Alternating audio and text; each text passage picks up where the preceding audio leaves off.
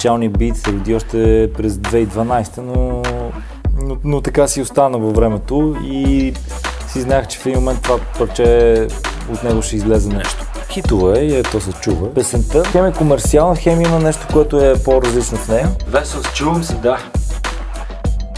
Значи първо да направим куплета и после бриджа. Един до друг едва ли трябва да сме по-далечни. Какво не сме разбрали двамата с теб. Един на друг сме дали много, за да сме различни в този призрачен град. Дали изпитваме страх? Кой свят съм не знам. Yeah! Весел, добре става. Аре още веднъж.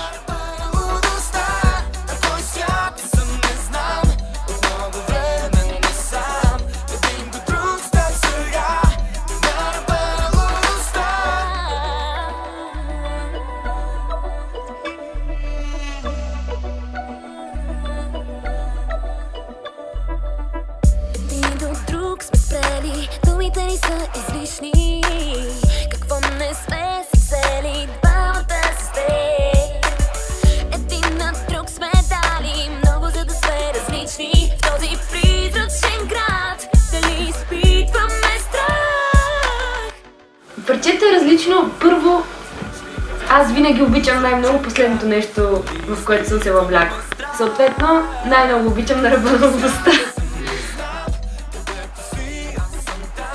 Тъмната страна в мен плаши ме.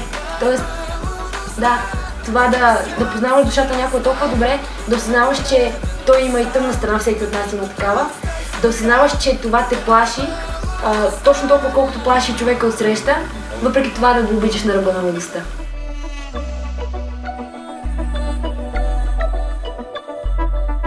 Един до друг сме спрели, думите ни са излишни. Какво не сме си взели двамата с теб. Един на друг сме дали много, за да сме различни в този призрачен град. Дали изпитваме страх? На кой свят съм не знам. Където си, аз съм там. Един до друг став сега на ръба на лудостта. На кой свят съм не знам.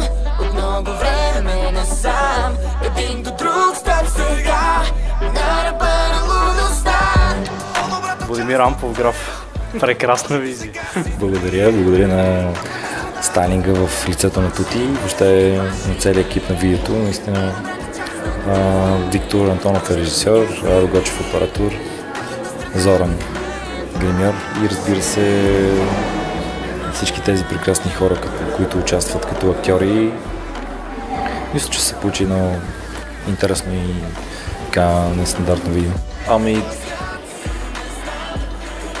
най-якото е, че снимаме незабързано, защото всичко трябва след това да е много slow motion, да изглежда много филмово. И всъщност това е реално в това на Манобери тя се включи като фит. Реално това е втория проект, който така пееме заедно, но тук сме наистина вече като дует. Аз съм си на ръба на лудостта и съм на ръба понякога на възможностите и на, как се казва, на предела. Истински самурай на българската музика. Или по-хлас да го кажа. Добре, по-добре ти да го кажеш, по-скоро мухикан.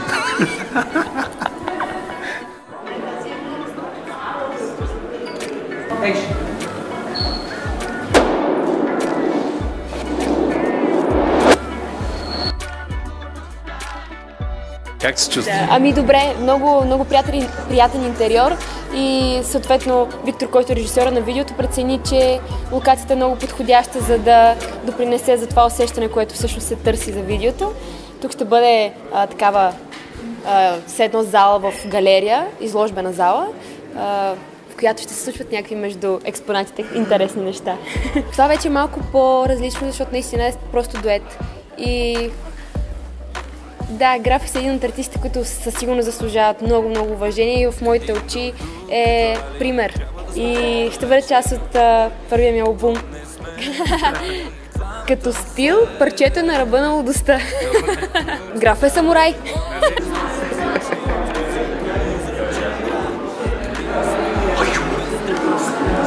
Да, в момента се намираме на снимките на новото видео, както ти каза, на Графа и на Михаела. Снимките върват, ето чуваме отзад режисьора с пълна пара. Винаги има разлика в грима, което го правим във всеки един клип. Тук наблегнахме на леко опушено око на Михаела, да е по-така драматична, но не прекалено. Не са в леката версия. Ти познаваш Влади добре. Колко луд е Влади според теб? И дали наистина е на ръба на лудостта? Да, луд е, обаче това е прекрасно. Човек, ако не е луд... Никога не го караме да е нормален. Не, вижте, ако си нормален, ти за къде си? Не трябва винаги да има някаква лудост. Малко или много. Ами всичко тръгна от неговата прическа. Тя е наподобяваща малко на самурай.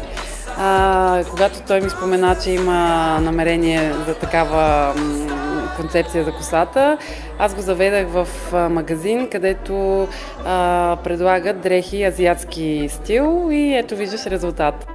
Един до друг сме спрели, думите ни са излишни. Какво не сме си взели, двамата. Идеята по-скоро е обща на мен и на Влади, на продуцентите на клипа. Главно общо зато искахме да изобразим влюбването от пръв поглед по малко по-сюрреалистичен начин. И търсихме главно кадрите да са естествени и реални. Винаги е хубаво, когато има екстериорни кадри, допринасят много за един видеоклип, защото повечето видеоклипове се съсредоточават върху една локация. Ние гледахме да има максимално разнообразие. Да, динамичен процес, точно това, което на мен ми харесва, смяната на гледни точки, окази в движение много бързо.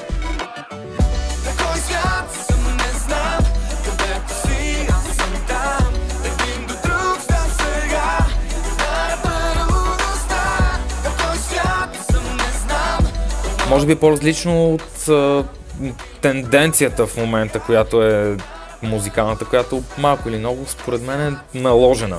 И вече в процес на работа стана още по-интересно, тъй като всеки даваше някакви идеи. Музиката, аранжимента е на Влади. Много ден човек. И звучи страхотно. Винаги има вълнение при всеки един проект. Ами тъй като е ръб, трябва да скачаме от него всички след това. За да качим нивото вече работим много сериозно в екип.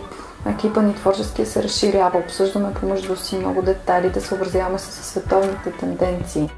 А точно тази песен на ръба на лудостта е характерна с това, че в нея виждаме едновременно класическия граф, едновременно модерния граф, едновременно най-силната страна от Михаела Филева и един голям хит.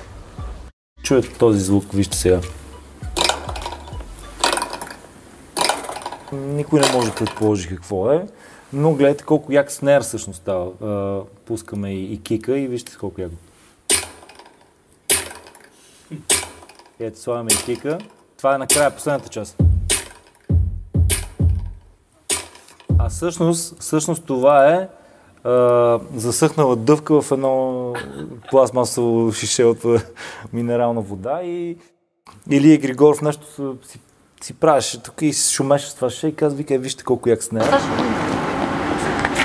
Сега снимаме какво? Скока! Екшън!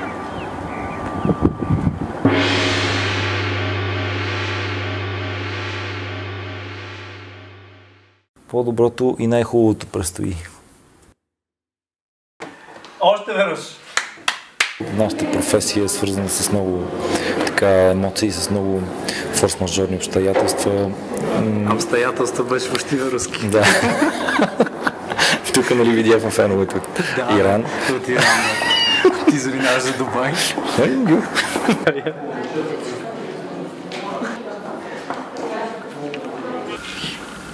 Лесно възприем чили. Има така долу. Сигурно си. Да. Така, здравейте. В момента се намираме в Гранд Хотел.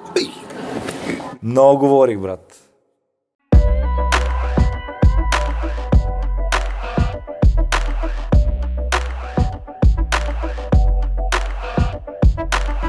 Един до друг едва ли трябва да сме по-далечни. Какво не сме разбрали, двамата с теб.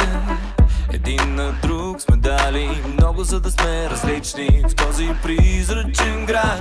Дали изпитваме страх